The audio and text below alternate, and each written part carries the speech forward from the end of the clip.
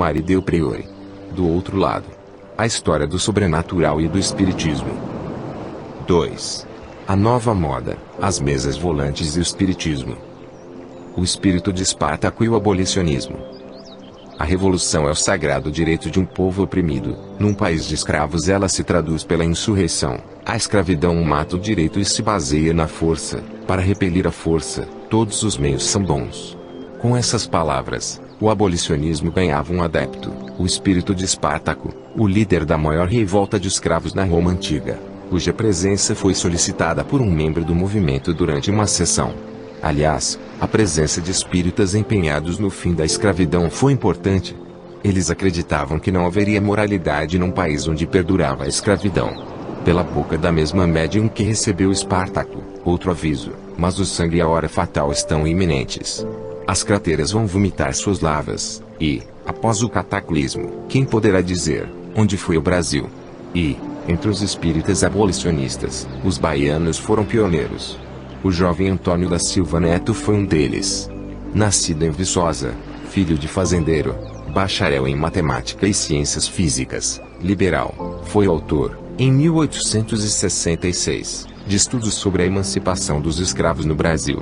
Há tempos, panfletos e opúsculos sugeriam o fim da escravidão a um governo que tergiversava sobre o assunto e que apostava no curso natural das consequências da lei do ventre livre para extinguir a chaga crônica. Sem filhos de escravas, em 3/4 de século, seria o fim do regime. Para Silva Neto, isso era pouco. Seria preciso impedir uma guerra civil, as crateras que vomitariam lavas, como é ocorrida nos Estados Unidos. Para atuar em prol da abolição, bastava que os jornalistas orientassem, ou melhor, conscientizassem os senhores de escravos, que eles tivessem uma conduta humanitária para com seus cativos. Em vez de castigos físicos, os morais. Nada de chicote, mas gratificações. Para ele, a propriedade justificada por leis injustas transformava a posse de escravos num crime.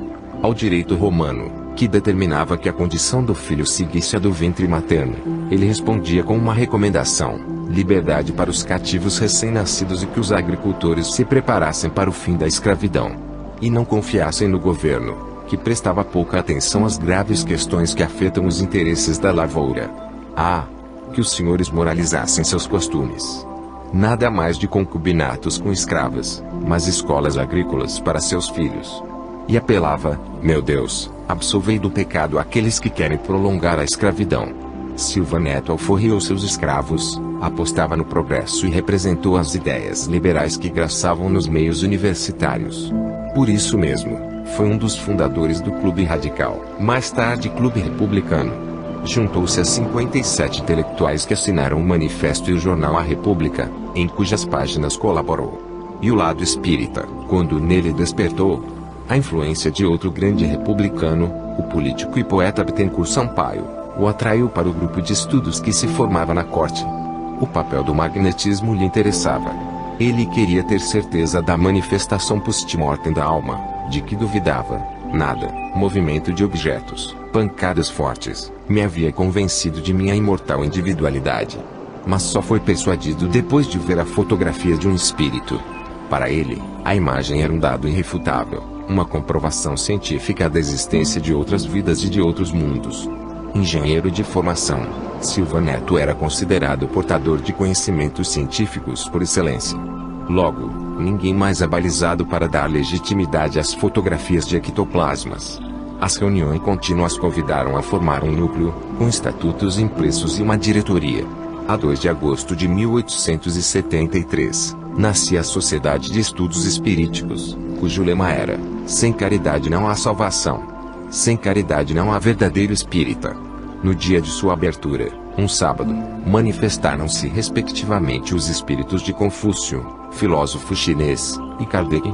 E o recado encorajador deste último: trabalhai, trabalhai, pois, incessantemente, sem interrupção, sereis assistidos, esclarecidos e abençoados. Outro grande abolicionista envolvido com o espiritismo foi Adolfo Bezerra de Menezes, cearense, nascido em 1831, filho de um tenente-coronel da Guarda Nacional e proprietário de terras onde criava gado. No Rio de Janeiro, fez os estudos de medicina, Tornou-se cirurgião e deu início à carreira política ingressando no Partido Liberal. Abraçou a causa abolicionista desde então. A fala do trono do imperador em 1867 havia prometido reforma no sistema. Mentira. O governo estudava, mas não resolvia. Estudará eternamente e nunca resolverá nada, e a Guerra do Paraguai era desculpa para o imobilismo. O novo gabinete conservador era composto só de ministros contrários à emancipação dos escravos. Em 1870, ocupou a redação do jornal Sentinela da Liberdade, e por meio dos editoriais fustigava o governo. Segundo ele, o imperador, coagido, não respeitava a opinião do país, dissolvia gabinetes para atender a caprichos e facilitar perseguições. Cancro e lepra foram palavras usadas pelo médico para definir a escravidão. E o escravo se vingaria com o ódio dos seus senhores, tamanho o sofrimento pelo qual passava. Quando muitos temiam o fim da mão de obra, Bezerra de Menezes citava o caso do Ceará como exemplo de situação bem-sucedida. Depois da grande seca de 1845, as senzalas se esvaziaram e os senhores foram obrigados a contratar mão de obra livre. E a economia ia muito bem, obrigado. Para não criar maiores problemas, Bezerra de Menezes apostava na libertação gradual dos cativos. Não estava só. A maioria dos emancipacionistas queria evitar uma ruptura dentro do sistema. Para evitar a corrupção dos pretos, era obrigatório ministrar a educação desde cedo, instrução primária, além de religiosa e moral. As crianças iriam para casas de criação, onde sua formação seria garantida pelo Estado. O governo gastava tanto dinheiro com o funcionalismo estragado, por que não investir em educação? Em 1869, publicou A Escravidão no Brasil, e as medidas que convém tomar para extingui-la sem danos à nação.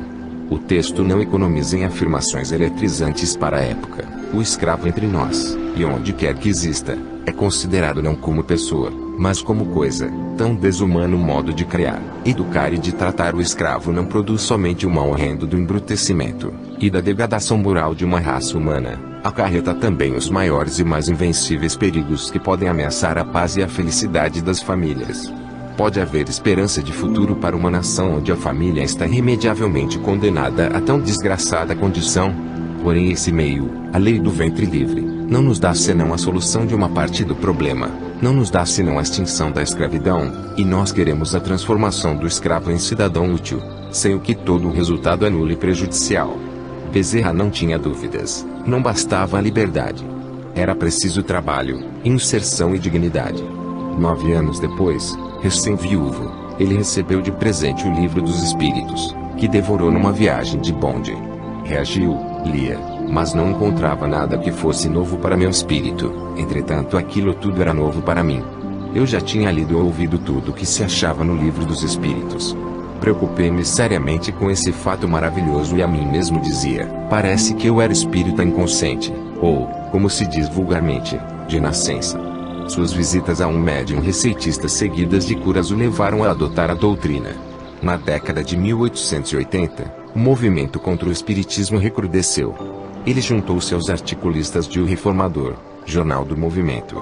Em agosto de 1886, numa conferência pública na Federação Espírita Brasileira e diante de um salão lotado com 1.500 pessoas, afirmou de viva voz sua adesão. No dia seguinte, o país publicava a notícia. O orador, discorrendo sobre os motivos que o levaram a abraçar a nova doutrina, fez uma brilhante comparação entre as teogonias romana e espírita, concluindo que não aquela era o coroamento da teodiceia e da moral cristã. O orador teve por mais de uma hora presa a atenção dos seus ouvintes, que o aclamaram com uma salva de palmas ao deixar a tribuna.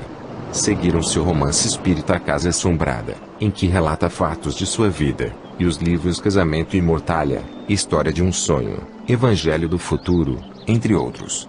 Dedicou sua vida à caridade, era o médico dos pobres. Sua morte, a 11 de abril de 1900, levou à porta de sua casa incessante romaria de pobres, humildes e necessitados, assim como uma multidão às ruas, registrou o país.